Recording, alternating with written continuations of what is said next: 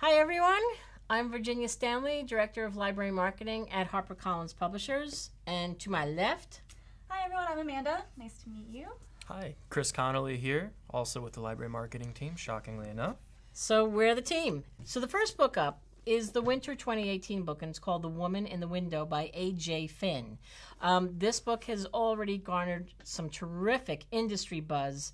It went for it was highly sought after in an auction, and we got it. He's a terrific writer.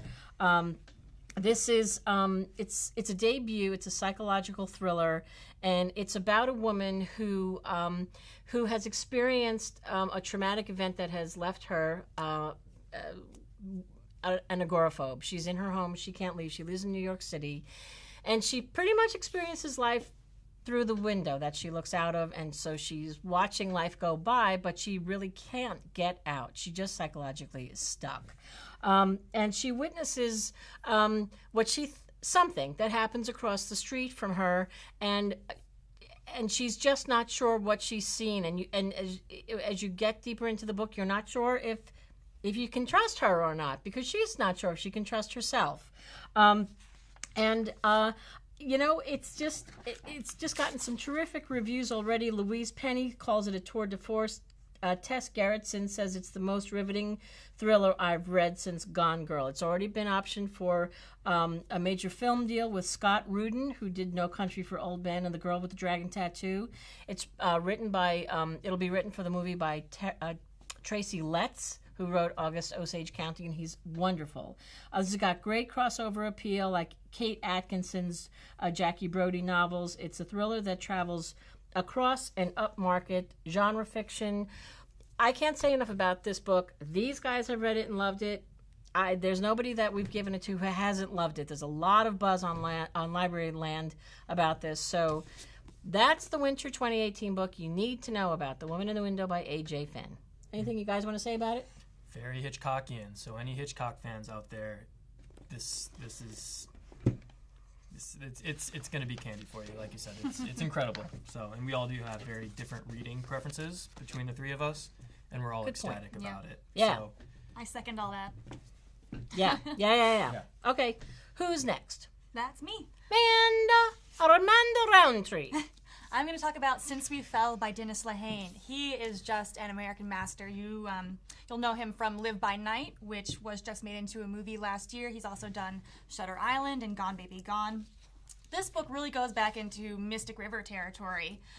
Really one of his best yet. The lead character is a woman named Rachel Childs, and she has had a bit of a rough life. She had a panic attack on live TV when she was reporting in Haiti after the earthquakes. And after that, she's really led a very reclusive life, and the only person who can kind of lighten up her life is her husband. But one of the few times she makes her way out of the apartment, she sees her husband on the street when he is supposed to be out of the country. So who really is he? Can she trust what she's seeing, or is it a result of her psychotic breaks? We have a couple of psychotic break people right back to back. Right at this table. Who knew? Wow, there you go. So who is lying? Where does the truth start? Where do the lies end? She's really going to have to find her strength if she's ever going to find out what's really going on. Great twist, but also a really great depth of emotion here. I really liked Rachel. She was sympathetic, but still so unreliable. And it's not just like a character drama. He's still got perfectly blended action and psychological suspense. Very sophisticated. This is the first book of his that I've read, and definitely has a new fan for life. So this goes on sale in May, so definitely check it out soon. Since We Fell by Dennis Lehane. Cool. Well, I'm going to break with the psychological breaks and go with someone who is cool as a cucumber. This is I don't have the actual book, so it's Daniel Silva's House of Spies. And this is the next in his Gabrielle Allen series. The previous one was The Black Widow, which was a #1 New York Times bestseller. All these novels are just incredibly action-packed, of course. The pacing is incredible, but they're very, very smart and pulled directly from the headlines. In this case, Gabriel is reeling from a horrible terrorist attack, the worst since 9/11, and he's trying to get to the bottom of it. And he employs some very unlikely allies. In this case, he travels to France and befriends one of the richest men in the country, as well as his beautiful wife, who inadvertently, or maybe not so inadvertently, are linked to this terrorist group that Gabriel is trying to track down. It's just a tour de force. Again, brilliant, action-packed. It's again so smart. Reviews will be coming in soon, but for The Black Widow, for example, Kirkus Reviews, which he always brings in tons of star reviews, and in this one it says, one of fiction's greatest spies, Alan remains as compelling as ever. So yeah, Daniel Silva, House of Spies. It goes on sale July 11th, so not much longer to wait. Okay, the next up is one of my favorite books on the list. This is Sycamore by Bryn Chancellor. Harper preempted this within 48 hours after receiving it on submission. It captured the hearts of people in-house, and it is really one of my favorite books on the list. It's a debut. It's a coming-of-age story. It's a mystery. It's set in this fictional town of Arizona called Sycamore, and it's about this young girl who's gone missing about 18 years ago. And so when the book first opens up, you meet this newcomer to town who goes for a run, and she stops at this ravine and she finds bones like embedded in the wall of the ravine. And so news travels fast in this town. And so while the authorities are trying to determine if these are the bones of this young teenage girl who'd gone missing so many years ago, you learn all about her life through the various people who had been in her life, her family, her friends. It's really a character-driven book that I got to tell you, I was reading this book on the subway, in the subway in New York City, and I was crying on the train because there are moments in this book that are so heartfelt, and it's just this complexities of these characters and how they're all they're remembering her and they're putting the pieces together, and she had potential, but she had issues too, as many teenagers do, and it's just so good. It was a Library Reads pick. If you know about Library Reads, anybody who works in a library can vote for Library Reads. So it was picked for the month of May, which is its pub date. It's great for reading groups. Comps are Everything I Never Told You and Olive Kitteridge. It's just a fantastic book. I just absolutely loved it. Sycamore by Bryn Chancellor. Next. Okay, next is another departmental fave, another HarperCollins fave. This is Magpie Murders by Anthony Horowitz. He's the author of the New York Times bestselling Sherlock Holmes story Moriarty. He also did a James Bond adventure called Trigger Mortis, and he's the bestselling author of a series for young adults called Alex Rider, if you guys are familiar with that one. In this book, he turns his skills to writing sort of a classic Agatha Christie whodunit.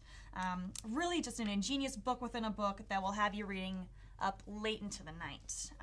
In the story, a book editor is given a manuscript from a best-selling mystery author, and she's reading it, and when you get to the end, the last chapter is missing, and soon after that, she finds out that the author is dead. So you're following both the manuscript mystery and the real-world mystery about this editor, and they have a bit more in common than you might believe.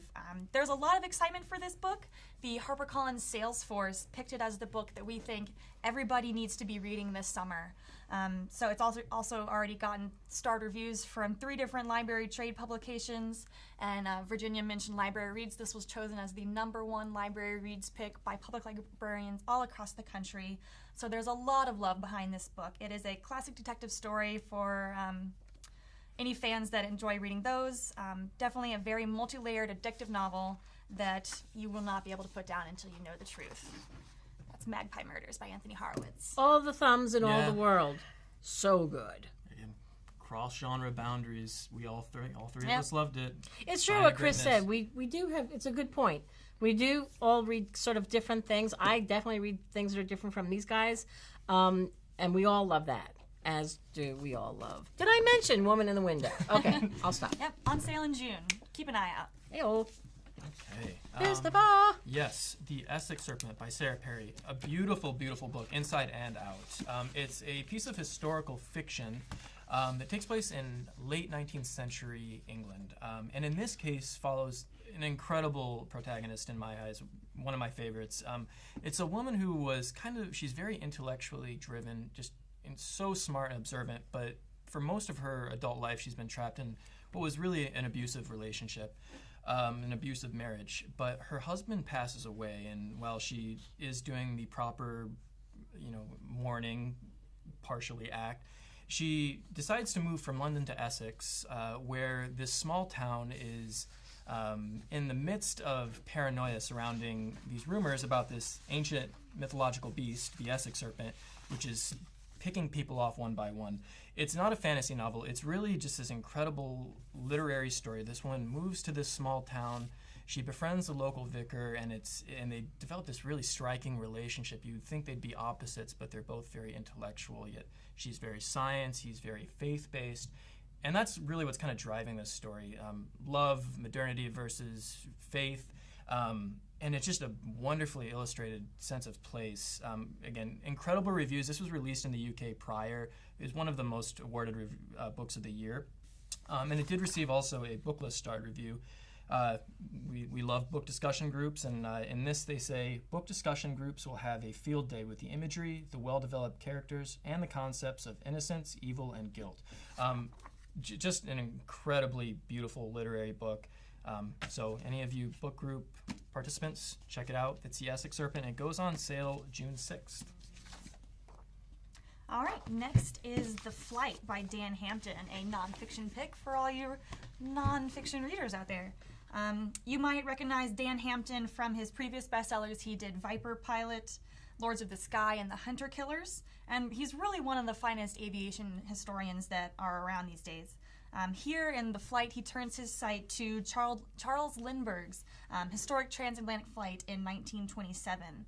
Lindbergh was only 25 years old at the time and had never flown over water before, so he takes off from New York an unknown, and he lands in Paris 33 hours later as this worldwide sensation.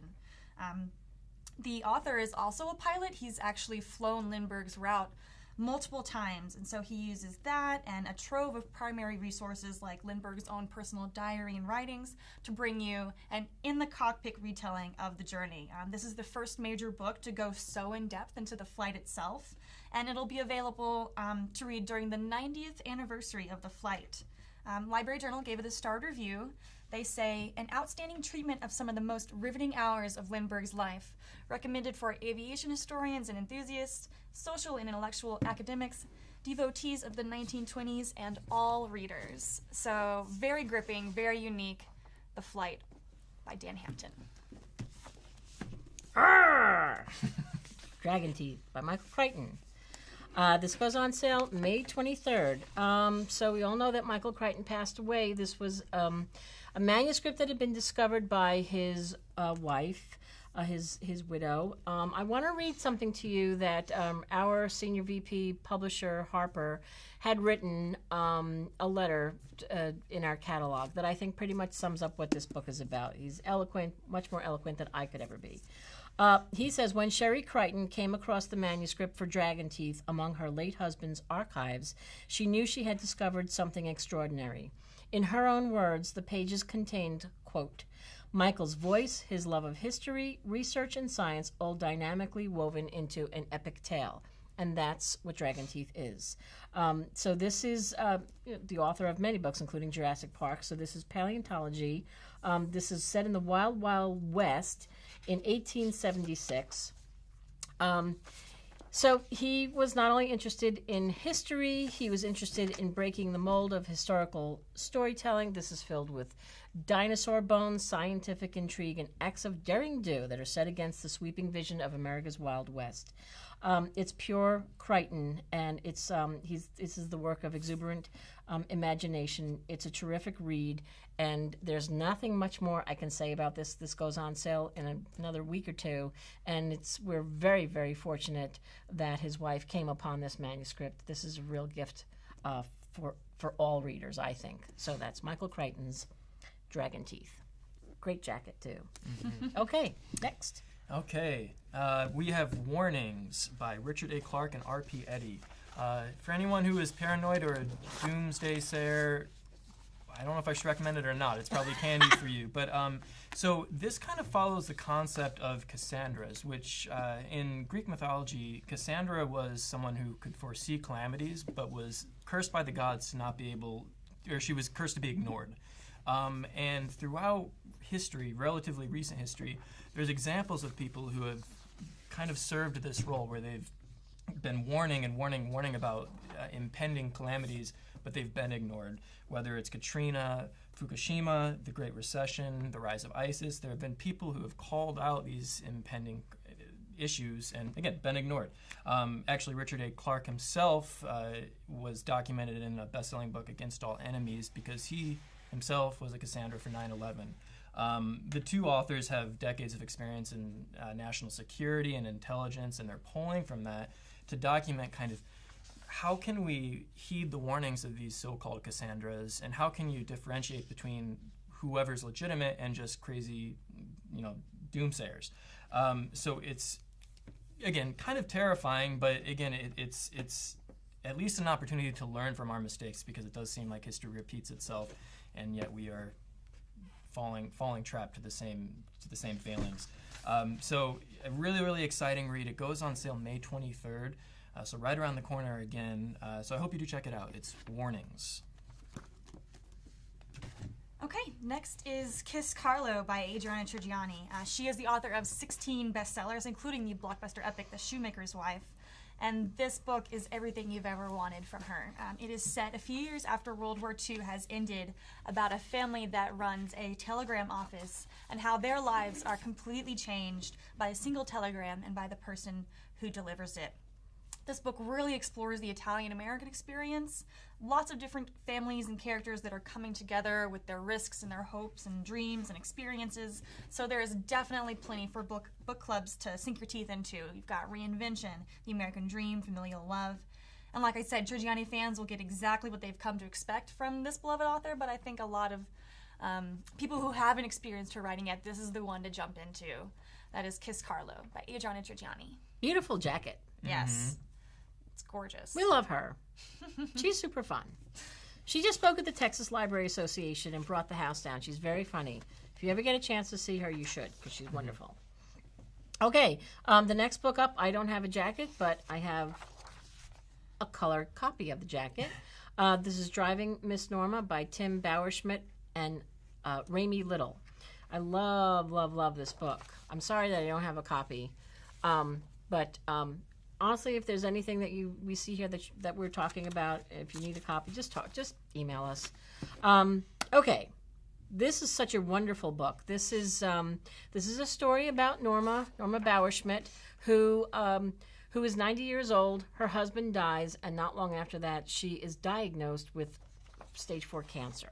And her son and his wife are sort of, they're off the grid. They're sort of nomads. And so they come back to take care of things when the father has died. And then she's diagnosed with this. And they are at a crossroads because they pretty much do their own thing. And they have their RV and they, go around the country and they're living their lives. And they can't leave her alone. They can't leave Norma by herself. She needs to have either treatment, medication, or go into a facility, all of the above. And so they discuss this with her and with her doctors, and ultimately the decision is hers. They say, we can, put you in a facility and have you taken care of, or you can come with us in the RV with our poodle, Ringo, and see the world. Well, see America. And she says, I'm going to go with you guys. I'm not doing this. So that's what this story is. And it's really wonderful because they start to journal a little bit on as they're traveling around, and then they start a Facebook page, and that thing ignited. I'm sure there are people here right now, I'm sure there are, because everybody I talk to, at least somebody knows about this thing, because they had 500,000 Facebook followers. It just became a thing. It exploded. They were all over the media. And they met so many people. They would say where they were going to be, and total strangers would take them in. They had wonderful experiences. She did things that she had never done before. And they saw things that she never thought she'd see. And also her relationship with her son got, not that it was bad, but it got real deep. I mean, they're living together in this RV. They have a custom fit for her. She's ill. I mean, she's in a wheelchair, but she's going for it. And they really have a wonderful time together. So that's what this story is about. Her son said, I've never seen her smile so much. I thought that was wonderful. Her health improves for a while over time. They get her off a lot of the drugs that she's on. They even take her to a cannabis dispensary. Yeah, Norma goes there. But, I mean, they found some creams that helped with some issues that she had. So, I mean, it's really wonderful. It's got 16 pages of color photographs. I can't say enough about this book. Think about Tuesdays with Maury or When Breath Becomes Air. It's a wonderful book. It's a wonderful book. Driving Miss Norma. Love it. Who's next? I am. And once again, I have a printout of this book. I apologize, I don't have a book. But it's Sons and Soldiers by Bruce Henderson. This is an untold story, and once I tell you it, you're going to be shocked that it somehow has not been documented before. It really makes you wonder what else is out there. But it's the story of a group of German-born Jews who escaped Nazi Germany during World War II, only to volunteer to go back and serve on vital missions throughout the effort to defeat the Nazis. They were known as the Ritchie Boys, and I thought this was a pretty incredible stat. This post-war army report found that more than 60% of the credible intelligence gathered in Europe came from these Ritchie Boys. So it's just this really stunning story of courage and selflessness. I think it's great for fans of Unbroken, Band of Brothers, and Boys in the Boat, like authors Eric Larson, David McCullough, sorry, my throat, and Laura Hillenbrand. And again, just really never been told before. And this goes on sale July 25th. Just a really wonderful celebration of these really brave young men who deserve all the recognition in the world and really haven't had it up till now. So yeah, Sons and Soldiers by Bruce Henderson. Okay. All right. Next is The Force by Don Winslow. This is the acclaimed, best-selling, award-winning author of The Cartel. He here is making his HarperCollins debut. We're very happy to have him here. And this is really just a cop novel to end all cop novels. It's a story of greed and injustice, race and redemption that follows a highly decorated NYPD officer who also happens to be a dirty cop, and his crimes are finally starting to catch up with him. The author did an incredible amount of research, so if you've read The Cartel, absolutely expect the same amount of authenticity that you experienced while reading that one. And it really is just a riveting dissection of modern American society about this courageous, flawed man on the edge. Stephen King is a big fan of Don Winslow as well. He says, "The Force is mesmerizing, a triumph. Think The Godfather, only with cops. It's that good." The Force also got a starred book list review, and it's long, but I'm going to read it because it's awesome. He says, "It's rare for a writer to produce two career-defining masterpieces back-to-back, but that's exactly what Winslow has done by following The Cartel with The Force. Winslow has created what will likely become our quintessential cop novel, looking both at what cops do right and wrong with clear-eyed realism and passionate humanity." I also think this will be great for any fans of Dennis Lehane or Lee Child. Should definitely check this one out. That's The Force by Don Winslow. Okay, and I'm going twice in a row. Okay, you can't get enough of me. Let's see. Next, I have The Alice Network by Kate Quinn. And if you like World War I historical fiction, then you have got to read this book next. It tells the alternating stories of two different women. The first is Eve. She's in 1915, and she is recruited to be a spy in World War I, which that aspect is actually based on a true story. There was this female spy ring. And then the second story follows a young girl named Charlie in 1947. She's pregnant and unmarried, but convinced that her cousin is still alive after she lost contact with her in World War II. And Charlie's search for her cousin leads her to Eve 30 years after the events of Eve's story. And I'm not going to spoil anything. She is a very changed woman. So you've got these two stories kind of coming together, figuring out what happened to Eve to lead her to where she is in Charlie's story, and then Charlie's story is finding out what the future holds for her. I really, really loved how real this story was. I think it showed a very true side of what being a wartime spy could have been like. She does not shy away from the real risks and consequences of things that they were doing over there. And you can definitely feel the tension and the fear and the triumph of these women in this spy ring. The two main characters are so strong and real, and I guarantee you'll be hooked by their stories. I definitely recommend for fans of The Winter Guest or America's First Daughter, and absolutely a great pick for book clubs. That is The Alice Network by Kate Quinn. Wunderbar. Whew, okay. That's great. I'm going to take a break for a little bit. Woo! Everybody's Son by Thridi Umrigar. Love her. She is wonderful. She's the critically acclaimed author of The Space Between Us, The Weight of Heaven. She's written several books. Those are the two that are probably the most well known. This is a new novel and a bit of a departure for her. She typically writes of Indian families and Indian situations, and so this is not that. This is different. This is about race and family in America, set in a novel that is about this young boy who lives with his mother. She is a drug addict, but they have this wonderful bond. She tries to be a good mother, and she goes out one day for a hit. Says she'll be back. They live in these projects. She locks him inside the apartment because she doesn't want anything to happen to him. She doesn't want him to get out. She doesn't want him to get hurt. He's about 8 or 9 years old. But she doesn't come back. And so it's 1991. It's the height of, crack is reaching its heights. That's where she's at. Something's happened to her. He's stuck there. He can't get out. It's sweltering. Finally breaks through the window after a week. He's just dehydrated and boiling. He's no air, no food. The electricity is off. He breaks out of his own home, and he's taken to Child Protective Services, and one thing leads to another, and we meet this man who is a U.S. senator. He's a judge, and he is desperate to have a son. His own son has died, and he knows people who know people, and the next thing you know, he's taken this child under his wing. He's fostering him, and it goes from there. This is a story about family relations and birth rights and the bond between mother and child and clash cultures, and it's really, really good. It's great for book clubs. I think there's a ton to talk about in this book because you can see a lot of different points of view and what's right for a person and what's wrong, and where do your rights end and where does somebody else's begin. It's so great. Everybody's Son by Thrudi Umrigar.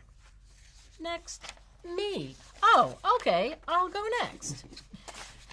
Erotic Stories for Punjabi Widows by Bali Kawer Jaswal.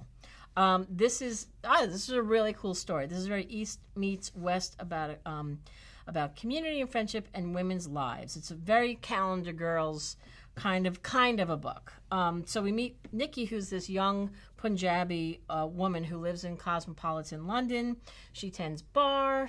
She kind of wants to put all of her she wants to acclimate and get away from her Indian roots a little bit. She's distancing herself. When her father dies, she has to make some more money than just 10 bar. So she was a law school dropout. She's very smart. She takes a class teaching creative writing at a community center in this close-knit Punjabi community. But what happens is that these very proper Sikh widows, they show up to this class expecting to learn English. But the woman, Nikki, thinks that she's teaching a short story writing course. So there's this miscommunication from the get-go. So these women, they don't know anything. They don't know how to write. I mean, they've been held back. And so she recognizes this and sees that she can work with them. And then one of them finds this book of sexy stories in English and shares it with the women, and that opens up the floodgates. They don't know what she's talking about, but it's great. They embrace it and they start to share their own inner fantasies, and so that's where sort of like, that calendar girls or together tea comes in. So there's also a whodunit mixed in there too, but I just think this book is I really love this book. I thought it was very eye-opening and very enlightening and sweet, and it makes you think, and I don't know, I just thought this was really terrific. It explores the collisions of English and Indian cultures in a very positive and insightful way. Film rights have already been optioned by Ridley Scott's company. I think this is going to be Bend It Like Beckham, think that a little bit too, just that feeling. It's great. It's really, really good.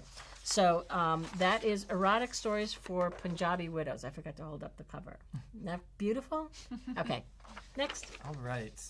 So I have The Little Old Lady Who Struck Lucky Again by Katharina Engelman Sundberg. This is the second installment in this Little Old Lady series. The first one was The Little Old Lady Who Broke All the Rules, which sold a ton. It's an international bestseller. It sold 1.2 million copies worldwide thus far. It was a #1 bestseller in Canada. And it was hilarious. Whereas that one tracked kind of the origins of this group of elderly nursing home residents who decided to strike back. They were fed up with the conditions at their nursing home, the funding cuts, etc., and they decided to steal priceless works of art and kind of live it up. This time, they are coming to America, and the stakes are raised. This series is so hilarious, and I don't want to say ridiculous. It's a heightened and hilarious reality that they're in, but it also really has some real-world kind of wisdom involved with the treatment of our elderly citizens, and also just kind of mixing up who your protagonists are in these stories. So they come to America. They're in Vegas, living it up. They love their white-collar crime. They're continuing that from the first book. But they, of course, get into more trouble than they think they will. In this case, they run into the mafia, some younger, very dangerous criminals who have their own schemes at work in Vegas. And, of course, the Swedish authorities have not given up on them. Katharina is a Swedish author, and again, all of them have very unique characterizations. You have Martha, who's kind of the leader, the genius, the rake, and a few others. And again, just each have really great characterizations. But it's a page turner. It's a great summer read. Very, very commercial, but fun and smart. This is great for fans of A Man Called Ove. I just saw someone reading that on her cell phone in the subway this morning. There's millions of readers of that as well. This is a great side-by-side, as well as The Best Exotic Marigold Hotel. So this goes on sale July 4th. That's The Little Old Lady Who Struck Lucky Again by Katharina Engelman Sundberg. All right. Okay, I have another 2 in a row, but they are an excellent 2, so stick with me. The first is The Last Mrs Parish by Liv Constantine. This is a debut psychological thriller that is just chock full of delicious twists, utterly addicting. It follows a young female con artist who sets her sights on this wealthy golden couple from Connecticut, and you follow her as she slowly worms her way into this couple's lives with the goal of sort of ousting the wife, taking the husband, and making that life for her own.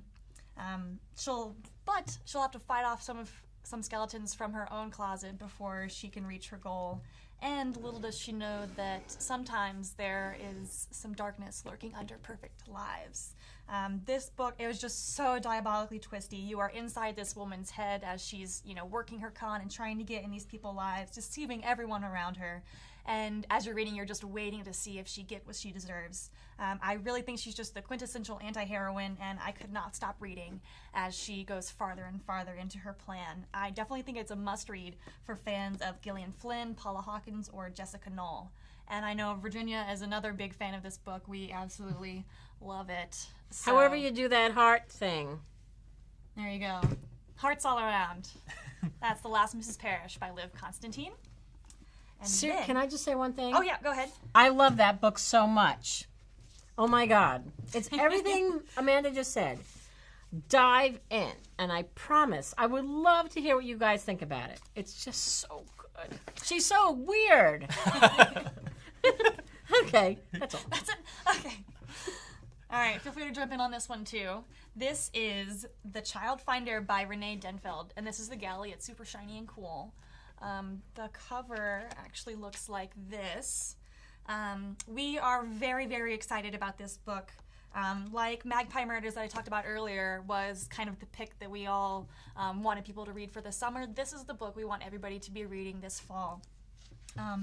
It follows a woman with a hidden past, and she kind of roams the country taking on these missing child cases. And this particular case that the book covers, she is searching for a young girl who went missing 3 years ago in the wild forests of Oregon. And the book is a dual narrative where you follow the story of the child finder and the missing child as this mystery is sort of coming to fruition. It was just a beautifully written story, very lyrical as you're kind of walking through these snow-covered forests in Oregon. Almost mystical the way that she portrays this area of the country. The book is dark, but it's not gratuitous. It's incredibly gripping, and I think it's perfect for fans of literary suspense like Everything I Never Told You. So it's just great. Very moody, very kind of spookily mellow, but you know something's going on there. So good. Listen, What She Said. It's so good. I know I keep saying that, but I really, honestly, it's so smart. It's just so beautifully written, and there's nothing I can say that can improve on that. That was great. So it really just, it's terrific. Dive in. Okay, that's The Child Finder by Renee Denfeld. Christopher. I think I'm up. So I am going to be talking about The Girl on the Bridge by James Heyman. This is the next installment in the McCabe and Savage series, which, do not worry, this is the first one I read, and I jumped right in. You don't miss a step. But it's a wonderful series, and in this installment, it's at times a challenging read because it follows a crime that took place decades ago, where a young college freshman is pulled aside in the middle of her first college party and suffers a horrific. She's sexually assaulted. It's a gang rape, and no one believes her. The college system turns a blind eye. She continues to live her life, a fractured and damaged life, and these men get away scot-free, supposedly. Well, 2 decades later, this woman has committed suicide after, again, years of trying to battle the trauma from this event. And one by one, the men accused of this horrific crime are being killed. So it comes to McCabe and Savage, this detective duo, who are so great. It's a him and her detective duo, and they have their own little quirks. Their relationship is really, really interesting. But in the midst of this, they're trying to get to the bottom of who is picking off these guys, who, you partially feel deserve what's coming to them, but the justice isn't being done. It's not the right sort of justice. So it's wonderfully moody, and the writing is the pacing is incredible, and the twist, you will not see what is coming. It's just really, really, it's an incredibly well done work of suspense. It did receive a Booklist starred review, and in it they say, everything goes right here: pacing, mood, and lean, elegant writing. And by the time the readers learn the killer's identity, they'll be ready to kill him off themselves. So it's just an incredible book, and I loved it. Talked about it on our Under the Radar video series, which if you haven't checked out, it is on your handout. We talk about under the radar books that we love that you might not have heard of. This is one of them, and I think the profile will be raising quickly. It's on sale now, so please do catch a copy at maybe your local library. Who knows? It's The Girl on the Bridge by James Heyman. Okay. Also, right. Chris reminded me that I did not say you must go to librarylovefest.com, where you will see, as Chris just mentioned, us sitting here. Well, we're usually drinking. There's usually a blender with tequila in it. But we're talking about books, pretty much what we're doing about now, but in very 12-minute segments. So, but they are books that are either new or mid-list that you might not know about. So, and also, Amanda, do you want to talk about genre bending for 2 seconds? Sure. So we've kind of mentioned how we all have very different reading tastes. I am the residential sci-fi, fantasy, horror, romance lover, and I really wanted to share my love and to kind of get people reading these books that sometimes get sort of swept under the rug of their genre.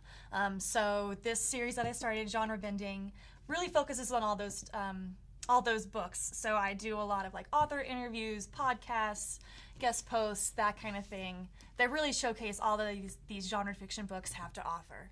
So definitely check that out if you like genre fiction, and if you don't, still check it out, and maybe you'll dive in. There we go. All right. All right, with 20 minutes left, we have about 10 more titles, so we're going to skip through them real fast. All right, and the next one I think will really, really please some fans in the audience here. It's a new Wiley Cash. Oh my god. Oh my god. So it's The Last Ballad. You'll know Wiley Cash from his best-selling New York Times book, A Land More Kind Than Home. He's critically revered and just an incredible dude. He's a great guy. And this is a very powerful and timely novel. It takes place in North Carolina in 1929 and follows a single mother who is working in a textile mill 6 days a week, 12 hours a day, pretty much no rights whatsoever. It's hard living. But kids are sick and she has to miss work sometimes, and she's facing pressure from the factory owners. And in the midst of this, there's a growing profile on unions. Just prior to this, as it's growing, an entire union assembly was basically gunned down. And then she's receiving flyers for a union meeting that she's contemplating meeting. And that decision is going to have huge, far-reaching implications for her future and her children's futures. So very, very timely. It's so immersive, and this woman, Ella May, the main character, is so well written, and you just want to follow her through hell or high water. She's just an incredible character. All the historical details are extremely immersive. I just love this book. And again, Wiley Cash is an incredible writer, so I think this is great for fans of Ron Rash's Serena, Dennis Lehane's The Given Day, as well as the films Norma Ray and Silkwood. So very, very timely. Just one quick quote. I'm going to kind of paraphrase here from Ben Fountain, who wrote Billy Lynn's Long Halftime Walk. There's hard scrabble, and then there's no scrabble, when everything in the world is stacked against you. The Last Ballad does honor to those no scrabble mill workers in North Carolina who risked their lives in 1929 to go on strike for a living wage and a chance at a decent life. Again, this is based on a true story. Wiley Cash pulls no punches in this gorgeous, gut-wrenching novel, and that's entirely as it should be for a sort of story of desperate people. I can think of no more relevant novel for our times than The Last Ballad. What more can you say? So it goes. This is a little further off. This goes on sale October 3rd. So keep your eyes peeled. That's The Last Ballad by Wiley Cash. Here's the book. I didn't hold that up initially. A beautiful jacket once again. Yeah, that is a beautiful jacket. He's terrific. Okay, Dunkirk: The History Behind the Major Motion Picture by Joshua Levine. If you've been to the movies lately, they keep showing the trailer for this, and it's so powerful. It's jarring. It's very You Are There. This is going to be released on July 21st. The movie opens up nationwide July 31st. This book is our book is by the official historian for the film, and it's the most concise history of the Battle of Dunkirk out there. So this is Dunkirk. You all know, was one of the most important battles of early years of World War II. So I'm not going to go into that. This is really about how special this book is. So this is the epic history of Dunkirk from May 27th to June 4th, 1940. And it's about the more than 300,000 trapped Allied troops were dramatically rescued from destruction at the hands of Nazi Germany by this seaborne evacuation. So this is the subject of this epic motion picture. Kenneth Branagh is in it, Tom Hardy, Mark Rylance. It's told from the viewpoints of land, sea, and air. And as I said, it's the official tie-in to the Christopher Nolan film. It does include new interviews with veterans and survivors, which I think is really key. It goes behind the scenes to explore the real lives of those soldiers that were stranded on the beaches for days without food or ammunition, and the civilians whose boats were overloaded, the airmen who risked their lives to try and save them. So there's going to be a 28-page color photograph insert inside featuring historical images as well as images from the making of the film. So we're very excited proud to have this book on our list, and I think this is going to be a really powerful book and a powerful film. Next. All right. So I have a new book by Stephen Kiernan, The Baker's Secret. You'll know him from The Curiosity and The Hummingbird. Again, a New York Times bestselling author, really, really well reviewed. And he continues the trend here. With The Baker's Secret, I love World War II novels that kind of give you an unlikely viewpoint from which to take it all in. And in this case, you're on a small Normandy town just off the coast, and it's just recently been occupied by Nazi forces. And our protagonist, Emma, is a young woman who has been taken under the wing of the local baker to, become basically the next town baker. And that's fast-tracked as the town baker he's a Jew, and he is taken away to an unknown fate. So in the midst of this tragic course of events, Emma becomes the new baker, and she's really just responsible for providing bread for the occupying soldiers. They eat up pretty much all the resources of the town. But in defiance of this, she develops a very intricate way of siphoning off some supplies, bread amongst other things, to basically keep this town alive and not starving to death. So it's very tense. She's an incredibly brave, but also affected young woman. I mean, this is a horrific situation, and she's not unchanged by it, despite how brave she is. So just incredibly immersive, wonderfully told. It got a starred review also, both from a Library Journal and Book List. I chose the LJ review just to read a bit of it to you. This moving and thought-provoking work of historical fiction will be popular with lovers of other recently popular World War II novels, such as All the Light We Cannot See and The Nightingale. So in really good company with this. It's just another wonderful book by Stephen Kiernan. Okay. Am I next? Yep. I'm next. The Sworn Virgin by Christopher Dukes, a woman. Her name is Christopher Dukes. Just to be clear, this goes on sale in August. This is a paperback original. This is a historical novel. This is a really interesting. I didn't know anything about this. This is about an Albanian woman who will do whatever it takes to keep her independence and seize control of her future, even if it means swearing to remain a virgin for the rest of her life. This is based on a true Albanian tradition. I looked all this stuff up when I presented this book once before, and I could not believe what I found online. It was really enlightening. It began hundreds of years ago, deep in the Albanian Alps. It's this unusual tradition where women with limited options in life can take the oath of the Bernesha. They live as a man. They do this in a lot of different societies and cultures, but I just find it fascinating. They dress like a man. They work like a man. They assume the burdens and liberties of a man. But these freedoms come with a price. They have to pledge lifelong celibacy. So that is actually what was happening. Again, this is based on historical events. But as I say, they get to if they can. They bear the responsibilities of the man. So they have their freedoms, but they also have their responsibilities. So this is the story of this 18-year-old woman whose father is shot dead on the streets of Albania. It's 1910. She gives up her dreams of studying art in Italy, and she wants to remain in this remote mountain village. They're starving. Her mother sells her into marriage.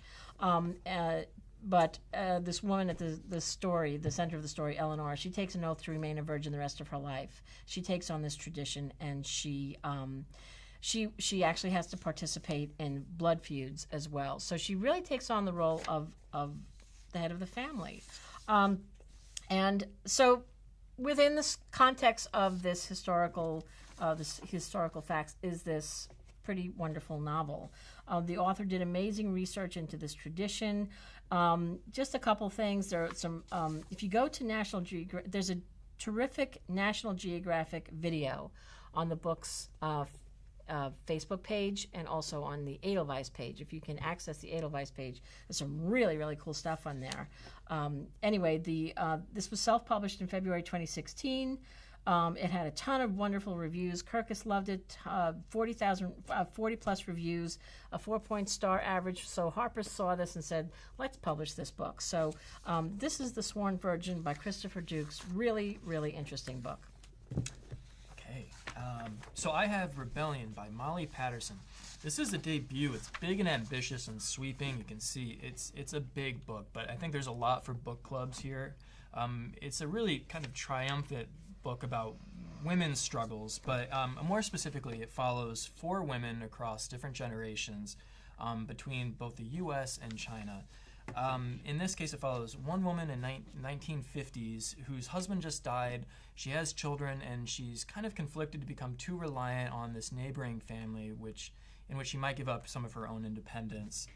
You transport back to her mother's life, who just recently relocated. She's married.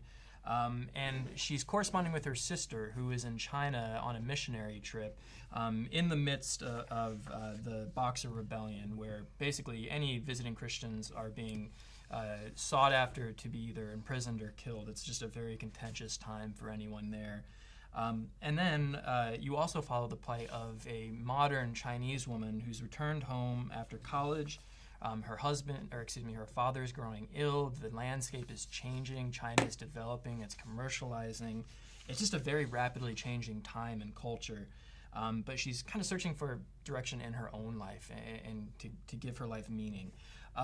Again, it's ambitious and it's huge, but all of these women are just incredibly detailed and just alive. They jump from the page. And Molly spent a lot of time in China, and I studied abroad there myself, and you can just tell it's so immersive, and you can tell she just just knows the culture and their circumstance and the people and their beliefs and their conflicts within that culture so well. She does not go at it without some gravitas. And it also received a star at LJ Review, Library Journal, I guess I shouldn't abbreviate, Library Journal, and they say, Patterson has written quite the debut, truly a page-turner that shows her knowledge of life in China. She's a natural storyteller with empathy for the plight of women, and book groups will have much to discuss with this sweeping, far-flung novel. It's a starred Library Journal review. So we're so excited to have her. This is a sign of quite the career to come. So that's Molly Patterson's Rebellion. Okay. All right, next is The Great Halifax Explosion by John Bacon. This is on sale this fall, and it's just a huge story that I think has gone relatively unknown up to this point about the largest man-made detonation prior to Hiroshima. In December 1917, a freighter, this is kind of in the middle of World War I, and a freighter leaves Brooklyn that is just packed full with the most explosives that have ever been loaded onto a ship. And it sets sail to Halifax, Nova Scotia. Things happen, they arrive late, they're kept out of the port for the night, and so they spend that night terrified that some submarine is going to come and attack this ship. But they make it through the night, they sail into the port, and they get hit by another boat who is leaving the port, which ignites the material that's on the ship, and it explodes. And it levels 325 acres of Halifax, it kills 1,000 people, and wounds 9,000 more. So like I said, this is the largest man-made explosion prior to the atomic bombs. And in this book, Bacon traces the story through some of the eyewitnesses that day and continues the story through the international effort to rebuild Halifax. This December marks the 100th anniversary of this event, so definitely a great time to brush up on your history. That is The Great Halifax Explosion. Okay. Oh, I'm sorry. Oh, You go yep, again? yeah, Who goes? Sorry. It's me. It's me and Sorry. Richard. Richard Ford. Between them. This is his first nonfiction work, so that's kind of a big deal. His previous book, I think, was Let Me Be Frank With You. Let me just double check that. And yes, so Let Me Be Frank With You, which came out last year. And this is a really deeply personal, thought-provoking book. It's a memoir dedicated and about his parents, who he grew up kind of in the midst of the Great Depression. His parents were traveling salesmen, kind of lived a life on the road, kind of an irregular life, but they were able to sustain themselves throughout this. But they also tragically lived relatively abbreviated lives. They both died very young. So this is a very kind of introspective, warm, I mean, it's bittersweet as he's reflecting on the short time he had with his parents, but very influential time he spent with them. Again, living this irregular life and how they made their lives their own.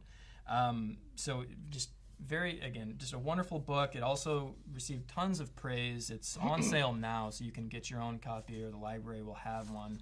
But I do want to read this book list starred review. Ford's reflections are bright with wit, edgy with candor, and lustrous with extraordinary poignancy and love. A really warm, brilliant writer with Richard Ford. Again, this is his first nonfiction work, and we're so excited about it. So that's Between Them by Richard Ford. I don't know if you can see it, this picture in the back, but it makes you think. Anyone who've kind of considered what you have said and haven't said to your parents, this will be quite enlightening. So I hope you check it out.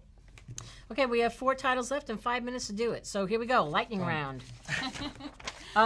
Same beach next year, Dorothea Benton Frank. I'm sure you're aware of her. This is her 18th book with us. All of her books that we've published are set in the low country of South Carolina. This is the same. This is a story of 2 couples and 2 high school sweethearts that have a chance meeting, and they all get together again, and now they spend their next 20 years together, both of these couples. And so this is basically the story of their lives, their children, and the partners who strike up a friendship with each other and their trials and tribulations along the way. It's friendship, it's summer, it's love, it's the low country. It's beautiful. She's a terrific website, .frank.com. And just recently she did a Facebook Live event with Adriana Trigiani, who Amanda Roundtree just spoke about, the author of Kiss Carlo. So Adriana Trigiani and .frank together on Facebook Live acting all crazy. So if you go to Facebook Live and you type in Dorothea, Benton, Frank, you can scroll down. They just did it on Wednesday, and it's hilarious. So you really get a taste of both of these authors. So that same beach next year, Dorothea, Benton, Frank, on sale May 16th. Next. All right. So I have The Painted Queen by Elizabeth Peters and Joan Hess. This is a beloved series. This is the final installment. This is the 20th and final installment.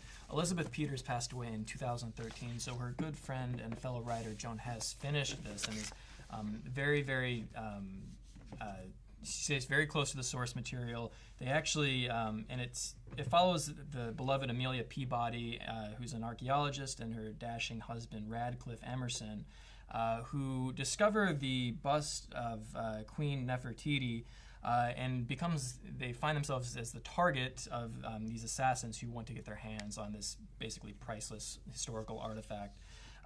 Very, very immersive. The historical detail is deeply researched. For this novel, they actually hired Dr. Salini Ikram, who's professor of Egyptology at the American University in Cairo. So yeah, very immersive. So any fans of Egyptian history, dive into this. Again, it's a 20th in the book. There's legions of dedicated fans. Tears will be poured at the end of it. But I think you can still jump in at any point, and you'll want to read the backlist as well. The New York Times Book Review calls it a jewel of the series. To give you some context for Amelia, the Washington Post Book World says, she is rather like Indiana Jones, Sherlock Holmes, and Miss Marple all rolled into one. So I love that, and it's so true. So the end of the series, that's The Painted Queen by Elizabeth Peters and Joan Hess. Beautiful. Okay, my last book is Mockingbird Songs, My Friendship with Harper Lee by Wayne Flint. This goes on sale, actually it went on sale May 2nd. So To Kill a Mockingbird has sold over 40 million copies since its publication and sells year after year. Mockingbird Songs sheds new light on both that publication and the themes of sheds new light on the publication and the themes of To Kill a Mockingbird, and this book will appeal to many of those fans. So the author was from the South, and the violent racism of the South drove him away from his home state of Alabama. But the publication of To Kill a Mockingbird inspired him to return in the early 60s and craft a career documenting and teaching Alabama history. His writing resonated with many people from Alabama, including three sisters, Louise, Alice, and Nell Harper Lee. So beginning with their first meeting in 1983, they had a mutual respect and affection for the state's history and literature, and that matured into a deep friendship between these two families who could trace their roots back more than 5 generations. So they, this really did have such a common bond. This is their writings. It's a beautiful, intelligent, it's a remarkable compendium of their letters, a correspondence that lasted for a quarter century from 1922 until Harper Lee's death in February 2016. It's a great look into her heart and her mind and the work of one of the most beloved authors in modern literature. So check this out. Mockingbird Songs, My Friendship with Harper Lee. And bring us home, Amanda. All right, we have reached the end. And the last book that we are going to talk about is a book that will just leave you smiling, as we hope we did today. Okay, The Cafe by the Sea by Ginny Colgan. I fell in love with her last year. She came out with The Bookshop on the Corner, which was just phenomenal, and I know a lot of librarians love that book too. She also wrote The Little Beach Street Bakery, which you might be familiar with as well. So I was so excited to dive into this one. This follows a kind of a London girl who is kind of forced to return to her hometown, a very small kind of family farm on a Scottish island. Her father and her brothers need all the help they can get on this farm after her mother passed away some years before. And to sort of help build a life for herself, she opens this small cafe on the island. In the same way that The Bookshop on the Corner really appealed to book lovers, this book will appeal to anybody who appreciates a good home-cooked meal. If you read The Bookshop on the Corner, you know that the settings that she does are always so fully realized and so beautiful. And this book convinced me that I just need to live in Scotland at some point. That's really high on my list of things to do. I also think any fans of Meg Donahue, Ellen Hildebrand, or Sophie Kinsella should really check out any of her books. That's The Cafe by the Sea by Ginny Colgan. And that is it. That's it. Thank you all so much for taking the time to listen to us blab on about books. If there's anything that we've talked about here and you want to talk to us about it, or if we have a galley, we can send it to you. Just email any one of us. Our contact information is on the handout. Thank you again.